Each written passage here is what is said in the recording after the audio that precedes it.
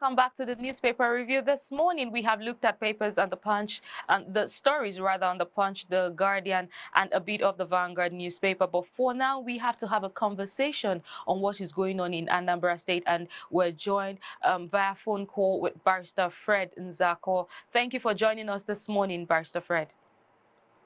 Thank you for having me. Good morning to our dear viewers. Good morning. I'd like to ask about what is going on in Anambra State. The election started on Saturday, and I know you're in Anambra State right now. What's been your voter experience so far?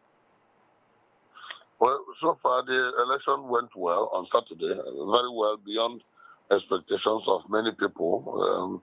The good people of Anambra State turned out, even though not in very large numbers, but in very reasonable number, large enough to be able to decide who becomes the next governor of the state come 17th March 2022, when the tenure of the incumbent governor would expire. A new governor will be sworn in.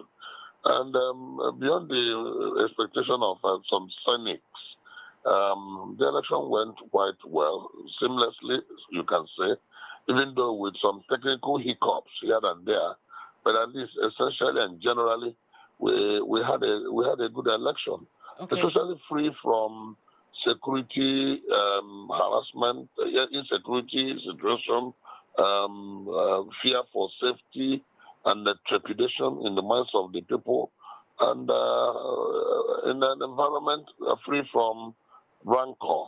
It was an election that went well, although it has not been concluded, as you may know, because of technical challenges arising from late arrival of electoral materials in two local governments, but one local government has been sorted out, remaining Ihiala local government, which we hope will be sorted out today.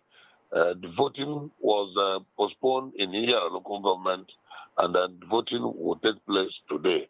As a matter of fact, as we speak, INEC is on the way to Ihiala to go and conduct election in the local government area. That is the only one that is remaining out of the 21. 20 have been done and concluded. And by the time the last one of Ihiala local government is concluded, they would have said that we have really gotten home and finally and concluded the election. Okay, you mentioned technical hitches, and I mean, insecurity would have been the biggest for most people, majorly. But on the riders of the Guardian newspaper this morning, I have some collation officers not good at mathematics, says INEC director. Do you feel that these comments is enough to make a change in the way things are done usually? The technical hitches that we had, essentially, were in areas of distribution of voting materials on Saturday, that last Saturday, the day of the election.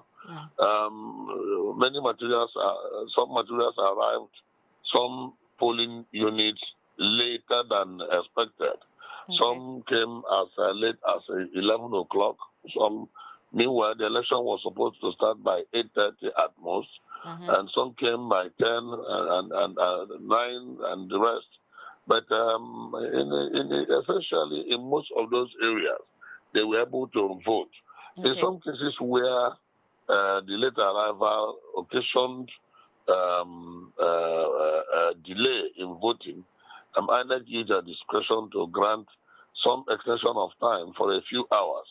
The second hitch that we had was the beavers machine, which in some cases malfunctioned. Unable to capture the biometrics of the voters. And but even though INEC had a plan B, in which case they will take a photometrics, so you can say, of the voter, and to be able to say allow the voter to vote, provided the voter had come with a valid voter's card, and then the name and the particulars of the voter was on the voter's register. So once you met with those criteria, then one was allowed to vote. So, but the beavers essentially failed in many areas. In fact, the failure rate was by observers was rated as high as 55 to 60%. But yet, it did not allow did not dissuade many people from waiting patiently to vote. And such waiting patiently was because there was an air of security. People felt secured in their various polling units, so they could wait. People thought initially that their contact with the polling units would be tangential, but it was not. People relaxed, waited patiently, even in the face of the technical challenges of the beavers machine. Some tried several times, and then they were eventually allowed to vote. So essentially, one can say that the election, even though was had a little hiccup, but the election went well. Looking at the adjustments in the time, in the rerun, the voting time for today, 10 a.m. to 4 p.m., logistics has been, a recurring problem with INEC every time that there's an election, because, of course, they have to outsource moving materials from one polling unit to the other. Is logistics also something that you feel might hamper the time? Looking at 10 a.m., that's in about few hours from now, less than 2 hours from now. Yes, logistics, we don't expect that there will be a challenge of logistics again today. Part of the challenges they had on Saturday was this same issue of logistics. But historically, we have found out that whenever it came to Anambra election, even a general election, there has always been logistic challenges in Anambra. And we had asked INEC to ensure that such does not become a norm, such does not become a pattern, because we have seen it happen in several elections in the past. There have always been logistics problems in Anambra State, both at one-off election like we had on Saturday, and even in general elections. So that's why observers have asked INEC not to allow this thing to be a terrible pattern, because it will look as if Anambra has been singled out for issues and the challenges in the electoral process. Today is only at Ihiala that they're going to vote.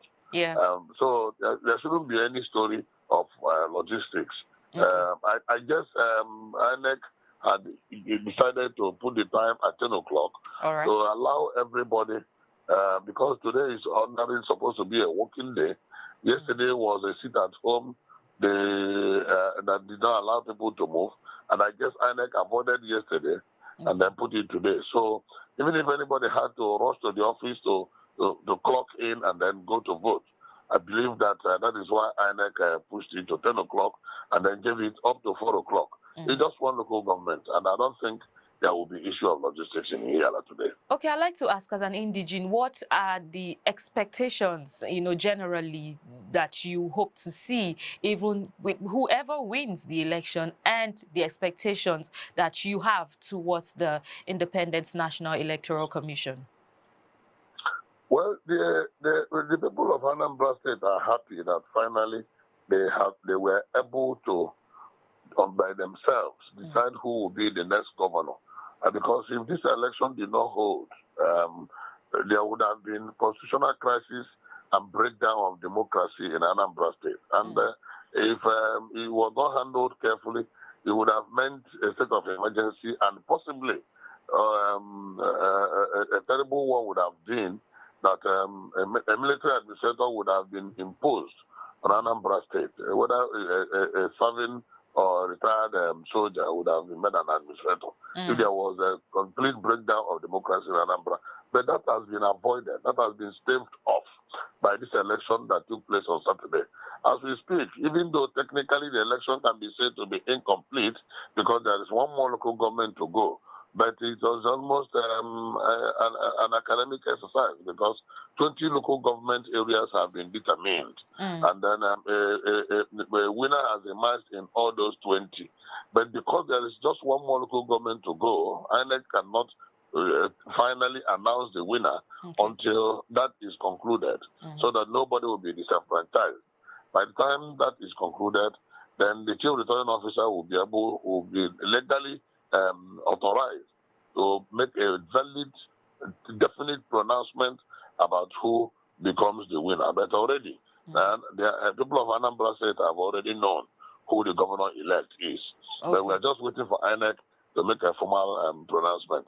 And the Anambra people are really happy, both poor, rich, big, small, elite and non-elite, artisans, professionals, everybody, because once again, the Anambra have proven to Nigerians that they are very serious about affairs of Anambra State as the light of the nation. All right. Thank you very much for that, sir. If we could get your opinion very quickly in about 2 minutes on the news on Maina, court jails Maina 8 years for 2.1 billion naira fraud. And there's a statement here saying that he's going to, the imprisonment is going to run concurrently for 8 years. I know there's consecutively and concurrently. How do you explain that to the average listener? Well, when an accused is brought before a court, and then there are charges, counts of charges against the fellow, for each count, the fellow will be tried against the charge in each count.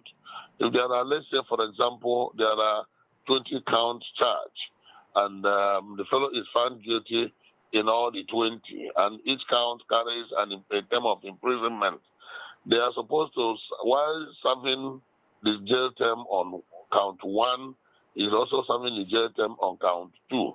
And that is what we call concurrently, so that the fellow will not finish serving count 1 and then start count 2. While serving count 1, 2, 3, 4, and the rest, he is serving the rest. And that is what we mean by concurrently. If it is consecutively, then that means after serving count 1, you started serving count 2. It is most times no court will ask that the service be done concurrently. I mean consecutively. It is usually done concurrently.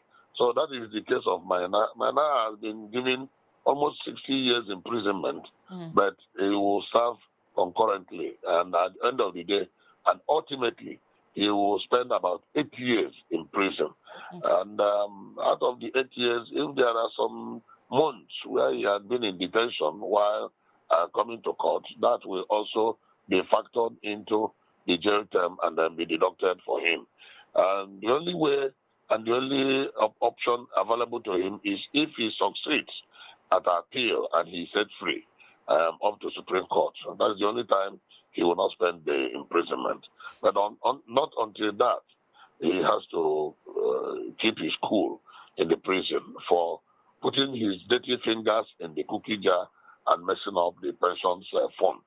And that should be a lesson for all Nigerians, especially those in authority, who out of selfish, greedy interest would want to mess up the public till and then think that it will always be uhuru for them. If people are given terms of imprisonment consistently and conscientiously by the competent court, I think it will help to gradually sanitize the system. After all, no man, if not for inordinate, primitive greed and acquisition, what is Amanda doing with all that billions that he had acquired?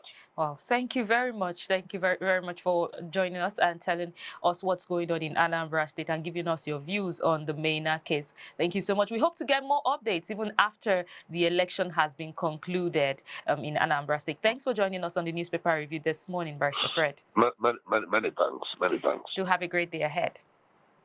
Thank you.